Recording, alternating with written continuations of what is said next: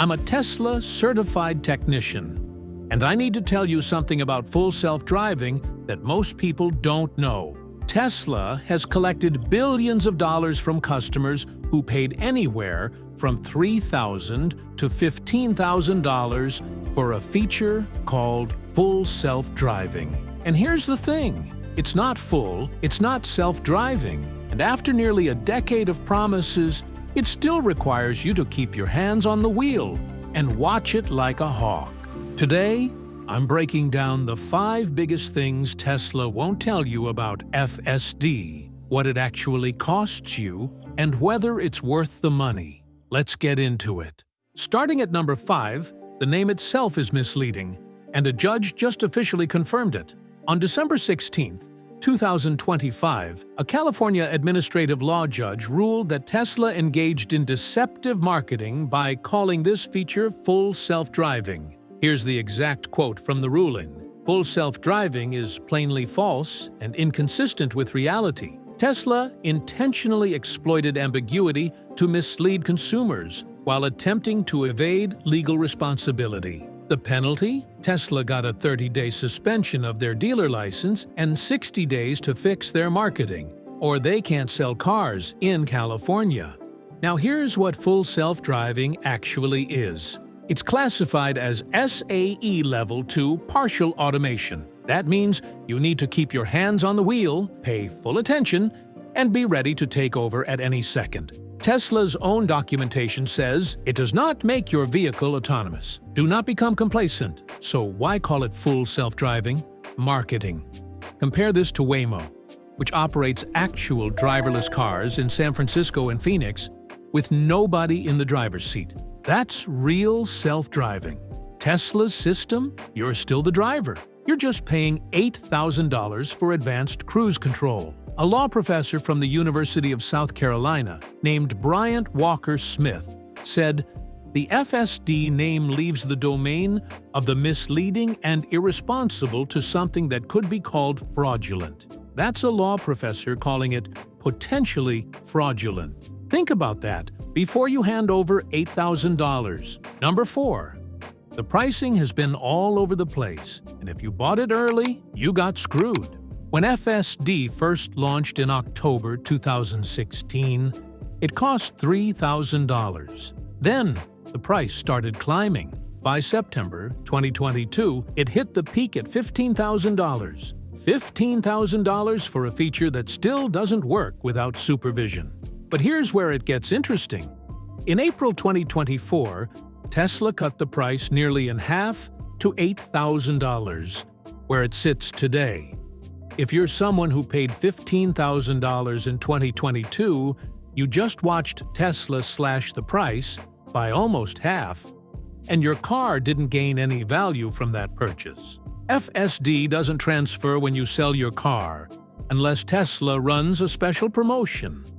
So if you paid $15,000 and you sell your car, that money is gone. The next owner gets FSD, but you're out the cash. There's also a subscription option now at $99 a month. If you do the math, you'd need to subscribe for about 80 months, or almost 7 years, to equal the $8,000 purchase price. Most people don't keep their cars that long. Here's my take. If you're considering FSD, subscribe for a month or 2 and test it. See if you actually use it.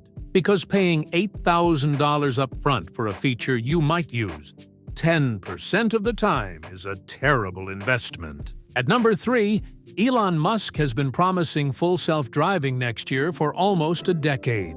In December 2015, Musk said Tesla would achieve complete autonomy in approximately 2 years.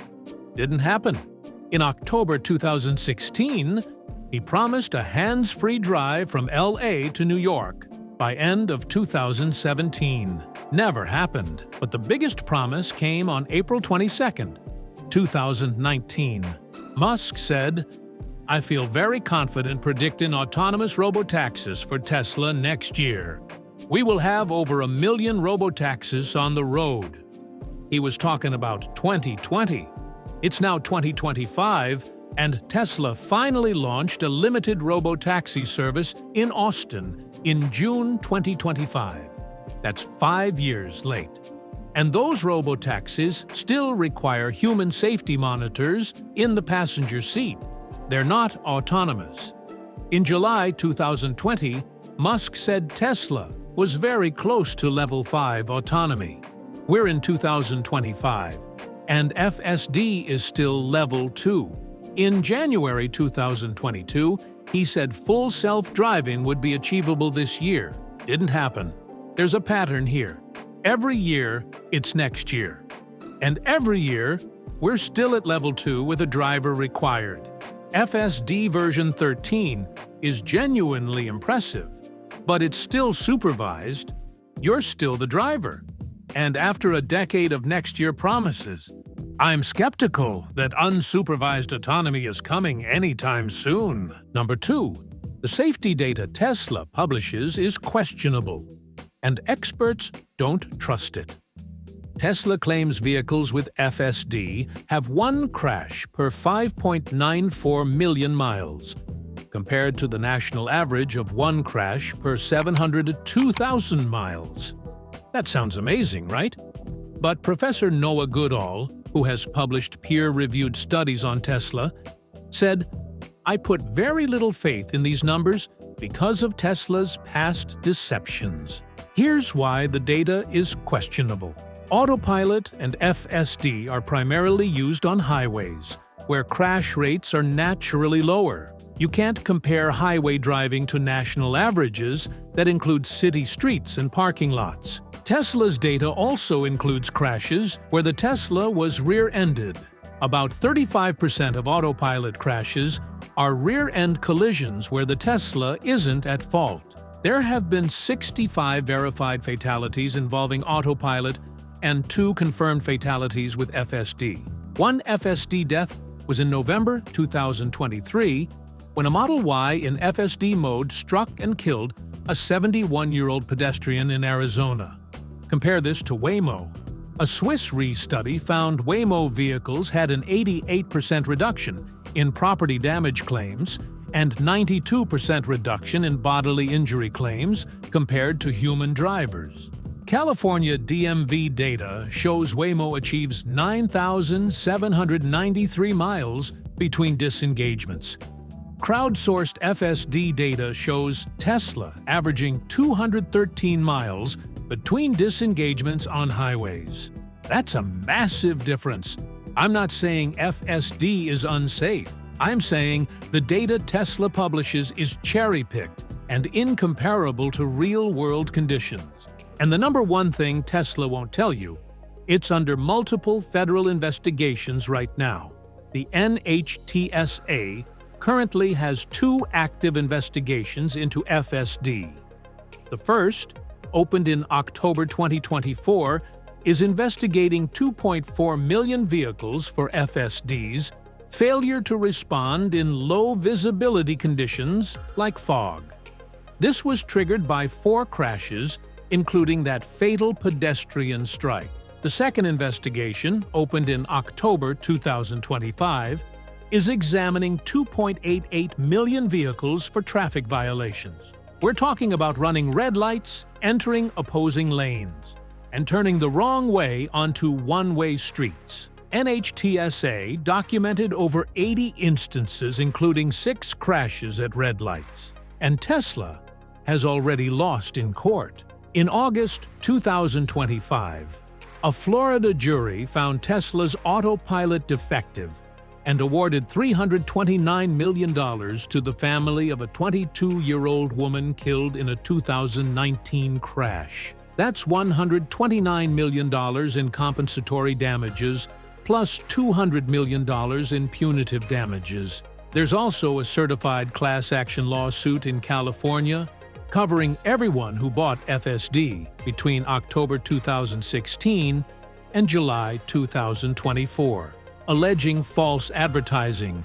These aren't minor glitches. Running red lights and driving in the wrong lane are dangerous. If you're using FSD, you need to be hyper-vigilant. Don't trust it to stop at red lights. Treat it like an assistance system, that will occasionally try to kill you if you're not paying attention.